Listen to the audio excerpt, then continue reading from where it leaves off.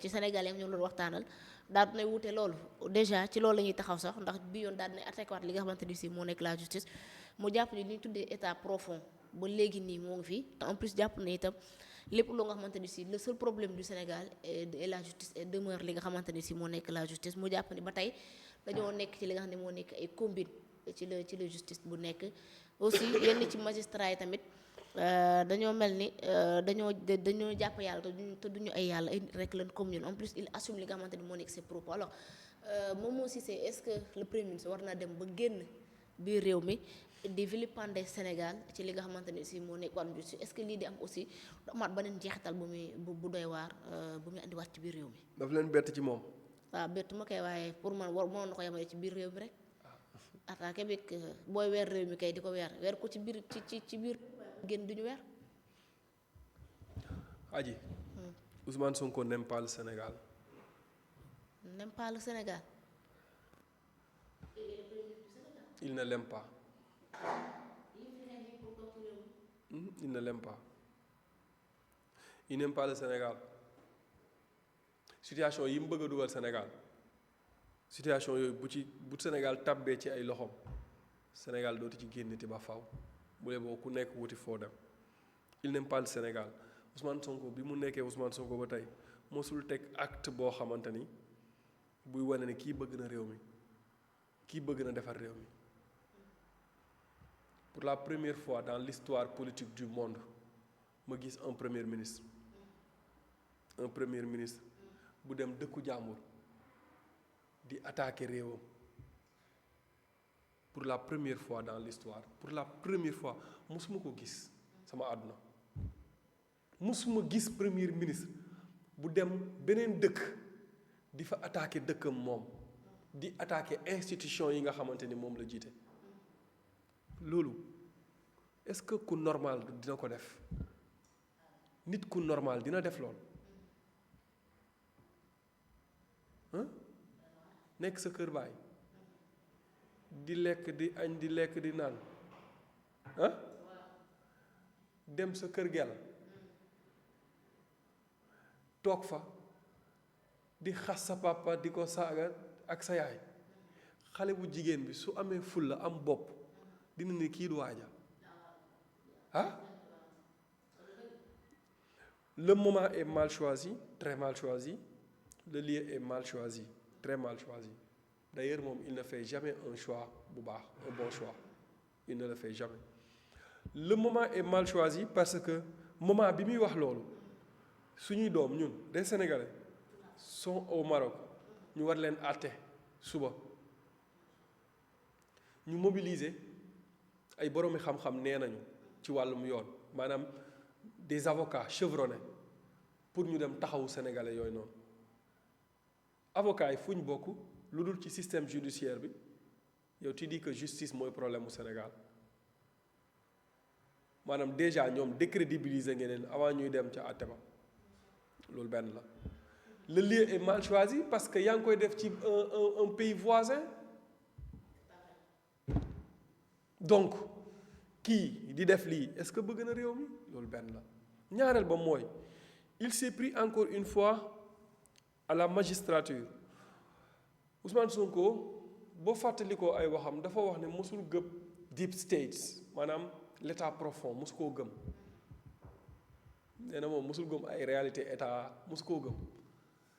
tey ñëw na xam na ne deep state am na xam na ne la ñu foogoon ne mooy état loolu du état ñoom pour ñoom Macky Sall Antoine Diome ñooñu ñooy état ñooñu dem nañ nag bàyyi leen fi état waaw donc mu xam ne saa waaye ndekete moom la mu doon wax ne looloo état loolu du état beneen bi ci des mooy Ousmane Sonko boo gisee mu mer di attaquer rek c'est tout simplement parce que am na problème bi mu am mooy li mu bëgg ci magistrature bi mooy am des magistrats taillés sur mesure am une justice taillée sur mesure ba lu mu wax justice bi def ko lu mu bëgg justice defal ko ba li nga xamante ni moo ko tere nekk candidat ñu fexe ba jox ko dëgg li koy tax a wax mooy dafa introduire pour ñu ubbi élément nouveau ci dossier boo xamante ne jeex na bu yàgg il est en train de proférer des menaces pour que magistrat yooyu mën a céder pour mën ko may gain de cause ci loo xamante ni ça n'existe pas Ousmane Sonko mooy nit ki nga xamante ni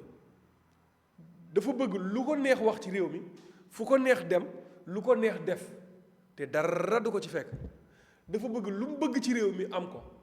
mooy li ko Yoro Dia di tuddee Sonko premier c'est-à-dire moom il se prend pour un roi il se prend pour le roi de ce pays-là il croit que réew mi daf ko donn ci ay baayam moom loolu la foog te loolu nag mënta nekk ay la yëwén moom dafa am lu koy protéger parce que depuis opposition bu pouvoir mu ngi attaquer la justice te mujjul fenn. instant bii de c'est le président de la République qui le protège xaw ma bu njëkkoon de mais jamono jii mooy le premier ministre gars. bien sûr c'est le président de la République qui le protège. parce que lu mu wax neex na président de la République ndax bu neexuloon président de la République suba mu jëlee ko fa la mu wax démb. su neexuloon président de la République balaa moo ñibbisi ancien premier ministre lay dégg donc neex na président de la République. d'accord daf ko neex donc lii. moo président de la République ñoom ñoo partagé responsabilité yu ñaaw yi ñuy jël lii muy jël nii di ko dóor di jël justice di ko dóor ci kaw sénégalais yi. di jël justice di ko décrédibiliser di jël magistrat yi di leen taxer de corrompu waa ma ne nañu dimbale ngir yàlla boobu ba léegi muy wax ay magistrats dañ leen corrompre nañu génne la liste des magistrats corrompus parce que ñooñu dañoo bëgg sanction ci ñoom man ay magistrats yu ñu corrompre dama bëgg ñu sanctionner leen. Union des magistrats du Sénégal nañ bind communiqué wax ne Ousmane Sonko na génnee les magistrats corrompus quand même il y a des magistrats corrompus mais nañ ñu ko wax ñu xam ko donc li muy wax nii yëpp no sens la li muy wax nii yëpp du leen lu dul parce que il a un dossier il veut que le dossier tout le reste lui soit favorable et loolu mënta nekk. oui c'est une forme de pression de menace parce que xam na ne nag bu bàyyee magistrats yi ak seen sago kese magistrats yi ils ne vont dire que de droit te nag gis nga la justice est la dernière rempart et le dernier rempart justice réew justice mooy tax mu am équilibre justice mooy tax mu am moo tax muy am dëgërlaay bu baax bu ñu décrédibiliser justice bi décrédibiliser magistrat yi réew mi ñu fexe ba dootul amati yoon saa yi réew moomu lu neex waaye def anarchie moo fay posé Sonko nag li mu bëgg mooy fexe ba lépp lui soit favorable loolu dinañ ci ñëw bu ñu ñëwee ci visitu El Malick Ndiaye bi il va instaurer un parti état loolu kese la bëgg. mais est-ce que sa sortie bi du xaw a keroog rentrée des cours et tribunaux parce que bi président njëkk présider moom bokkoon na ci photo bi mais deuxième bi ñu def rek fan yi ne moom bokkul ci image bi en plus dañoo gis le premier président de la Cour suprême mu wax ni lépp lu wax ni mu jëm ci mbirum pression jëmale ko ci justice loolu dañ koy tuddee comme li nga xamante moo nekk benn acte bu loo xam de trahir li nga xamante ni si moo nekk le droit en plus ñoom def nañ lu bëree bëri ay alerte ci naka la justice bi doxee ak ñu bañ politique yi nga xamante ni si ñu ngi bëgg kuttu justice soit faite est-ce que loolu itam bokk na ci li waral sortem bii nii parce que d'après loolu gis nga ñu bëri génnaat jàpp ne d'après sorte yi nga xam ne ñoom dem après seen ay discours lañ ci jàngate mooy gën rabat-de-arrêt bi c'est fini moom nekkatul lu ñuy laalaat. le président de la Cour suprême daf doon wax ak moroomu magistrat bi ne leen pression bii nga xamante ni mu ngi ñëw après waaye jii di leen teg pression fexe leen ba li ngeen di la justice maanaam li ngeen di rendre na tegu ci ay texte kese ñoom loolu la doon waxal maintenant nag photo bi moom daa geddoon moo tax bokkul ci photo bi normalement waroon na cee mën a bokk li xew mooy magistrat moo xam mu gedd kat la day gedd ak a mën a gedd day gedd xama ko woon góor buy gedd la xawma lu xam naa ne daa geddoon dem yoonam xaarul sax mu kii bi jeex réunion bi jeex léegi magistrat yi nga xamante ne ñoom lay attaqué guddeeg bëccëg suba ngoon ñoom ñoo war a jël seen courage à deux mains. Problème mu Sénégal du problème magistrat yi problème mu parquet la parce que parquet bi moo nekk ci lu neex Ousmane Sonko nekkul ci yoon nekkul ci droit parquet day politique parce que parquet bi ministre de la justice moo ko yilif te ministre de la justice Ousmane Sonko moo fi taxaw ne ministre de la justice bi su ma ko ne jàppal déje sañul bañ te pourtant ministre bi sañ na bañ de mais wax na ko ne ko yow man su ma la waxee sañoo bañ donc su ministre sañul bañ procureur sañul bañ. moo tax ngay gis procureur yi jàpp nit di viser article boo xamante ni ça n'existe pas bu demee ci devant le magistrat juge bi tegee ko de côté donc Ousmane Sonko moom jàpp leen ni li muy wax ni yëpp c'est pour dire c'est pour préparer à une situation se préparer à une situation et préparer sa meute à cette situation là mooy suñu rejeter li nga xamante moom mooy demande de réouverture du dossier Mame Mbaye Niang bu subaa mu taxaw ne waxoon naa ko leen ko combine bi nga xamante ni moom la leen waxoon moom moo dem ba wër président de la république ñoom ñoo tax bëgg maa xañ sama candidature su ko defee loolu nekk élément de langage am pour mu génnee xale yi pour ñu dem xeexi ñu nekkaat ci beneen confrontation Ousmane Sonko est en train de se préparer à une éventuelle autre confrontation oui parce que moom lu ko teree nekk candidat moom bakkanam la ci teg donc li muy wax ni yëpp fii ak ay élection di ñëw dinañu gis ne Ousmane Sonko ndekete li mu doon wax ni yëpp lii la doon préparé du leneen donc à un moment donné nag il faut que le conseil supérieur de la magistrature puisse siffler la fin de la récréation. Tout à fait. Le président pas responsabilité mais sur ce comme ni ko waxee sax fekkee le président moo ko protégé wala lu mu def am na neex est-ce que mënuñu xaar parce que le président def benn changement au sein de la magistrature. dafa yéex. pour am ñoo nga xamante ni si dinañ def li bëgg. Au sein de la magistrature bon conseil supérieur de la magistrature mu ngi ñëw nañu xaar ba xam mais yaakaar naa ne président taxale ko Sonko moo gën a yomb mu def li Sonko bëgg ci magistrature bi de duñ ko seetaan magistrat yi duñ ko seetaan. mais président mooy bi ngeen ko bu ko neexee mën na leen changer. teg ñeneen wala demewut noonu. non il propose le président il propose.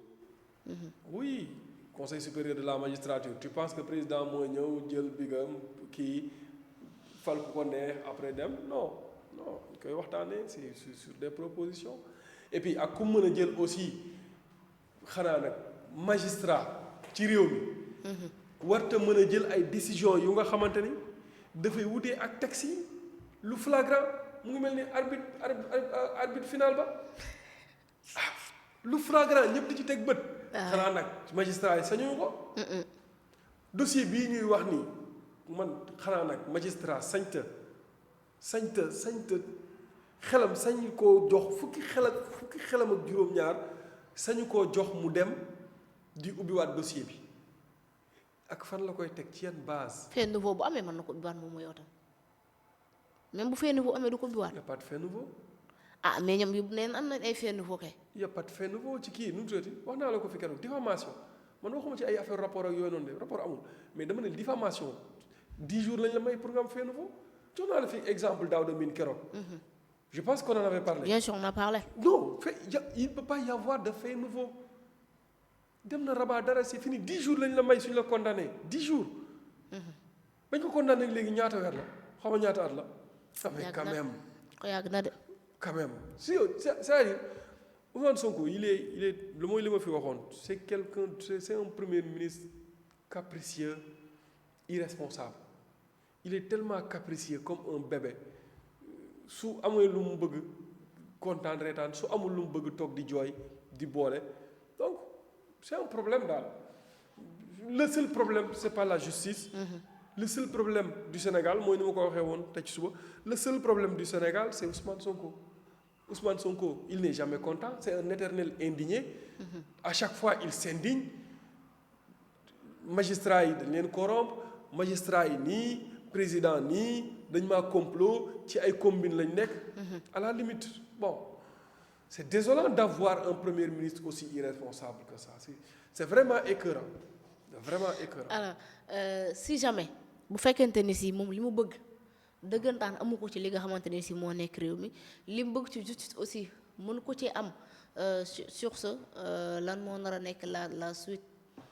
ci li war a génnewaat xale yi te ne leen kaa leen ñu xeex. mais situation est-ce que le Sénégal est prêt pour beneen confrontation à nouveau. moom dafa lijjanti ndax Sénégal pare nag pour loolu wala déet génnewaat xale yi ne leen kaa leen xeex xale yi génn xeex deewaat ñu tuddeewaat leen ay martyrs. foofu la jëm di. Maroc de démb ñëpp tàcc nañ ko wax dëgg yàlla. ah. jotoon nañ. nañ ko lu wax yoon moom rek ñi ànd ak moom ñoo koy. mais il paraît que da doon campagne démb de. campagne la doon amul il paraît kay campagne la doon def xam nga lan moo ko yóbbu xam nga Maroc commission mixte la doon dem la ñu wax commission mixte pour la première fois ma gis ci Sénégal commission mixte premier ministre dem di ko jiite ministre des affaires étrangères moo koy jiite réunion la boo xamante ne dañ koy préparer buñ ko préparer ba pare ministre des affaires étrangères mooy ànd ak ay services ñu dem suñ demee mu def ouverture bi après dem après mu am ay atelier ñu am ay accords yu ñu signé bu ñu signé accords yi ba pare structure yu nekk def communiqué conjoint jébbal ko ministre des affaires étrangères ministre des affaires étrangères bu pare après ñu def communiqué conjoint entre l'état hôte ak état bi nga xamante ni moom mooy l'invité bu ñu def communiqué conjoint ñu ne ginnaaw commission mixte bi ñu ko waxtaanee ci ñaar wala ñetti fan ñaari réew yi d'accord nañ ci def lii ci investir ci lii ak ci lii su ko defee ñu def rapport ku nekk téye sa rapport après ñu dem su ñu demee ñu créer commission de suivi et d'évaluation commission de suivi boobu noonu comité de suivi boobu noonu moom mooy suivre projet yi nga xamante ni tënk nañ ko fa fan lay mujjee ba keroog beneen commission mixte di amaat léegi nag loolu daanuñu ko woon médiatiser bii mooy 15e session bi xam nga mosoo ko déglu Sénégal daanuñu ko woon médiatiser des fois sax ministre bi daanul woon dem danaan délégué mais bii comme Ousmane Sonko il faut mu am tribune bu mu waxee te amul benn prétexte bu mu créé fii Sénégal pour am tribune bu mu waxee mu ni commission mixte am na xaaral ma dem profité ci dem mu dem yow nga dem ba Maroc say doomu Sénégal say doom nekk fa ñu jàpp leen war leen àtte ginnaaw suba yow amuloo looy def lu dul meeting dans une salle di attaquer la justice loolu bu dul irresponsabilité lu mu doon.